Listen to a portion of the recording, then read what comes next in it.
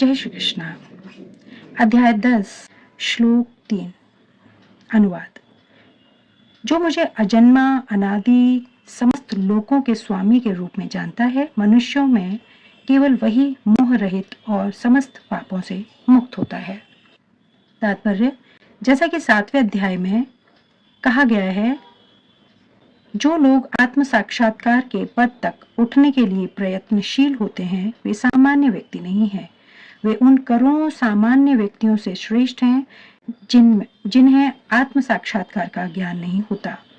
किंतु जो वास्तविक में अपनी आध्यात्मिक स्थिति को समझने के लिए प्रयत्नशील होते हैं, उनमें से श्रेष्ठ वही है जो यह जान लेता है कि कृष्ण ही भगवान प्रत्येक वस्तु के स्वामी तथा अजन्मा है। वही सबसे अधिक सफल अध्यात्म ज्ञानी है। जब वह कृष्ण की परम स्थिति को पूरी तरह समझ लेता है, उसी दशा में वह समस्त पाप कर्मों से मुक्त हो पाता है। यहाँ पर भगवान को अज अर्थात अजन्मा कहा गया है, किंतु वे द्वितीय अध्याय में वर्णित उन जीवों से भिन्न हैं जिन्हें अज कहा गया है।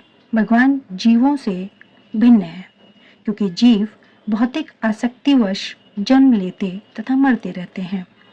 बद्ध जीव अपना शरीर बदलते रहते हैं, किंतु भगवान का शरीर परिवर्तनशील नहीं है।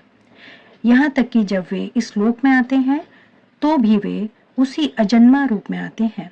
इसलिए 4वें अध्याय में कहा गया है कि भगवान अपनी अंतरंगा शक्ति के कारण अपराशक्ति माया के अधीन नहीं है, अपितु पराशक्ति में रहते हैं। इस श्लोक के व्यक्ति लोक महेश्वरम शब्दों से सूचित होता है कि मनुष्य को यह जानना चाहिए कि भगवान कृष्ण ब्रह्मांड के सभी लोकों के परम स्वामी हैं। वे सृष्टि के पूर्व थे और अपनी सृष्टि से भिन्न हैं।